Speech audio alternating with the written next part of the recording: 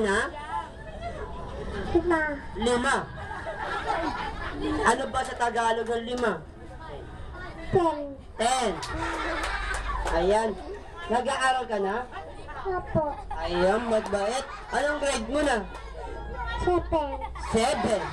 Ayan. Sigurado may pangarap mo sa pagdaing mo, ate? Ano ba pangarap mo sa pagdaing? May pangarap ka ba sa pagdaing mo? Opo. Maging isang? Nanay. Maging isang? Siyang. Ano ba pangarap mo sa pagdaing mo? Nanay.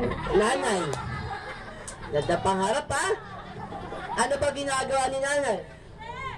Pray. Ano? Mama. Ano ba ginagawa ni nanay? Sa tatay. Nakakatabi si tatay, ha? Ayan na. Okay, alam mo na yung gagawin mo. Huwag ka palingon-lingon, ha? May sakit ka ba? Okay, 1, 2, 3, go! Tito.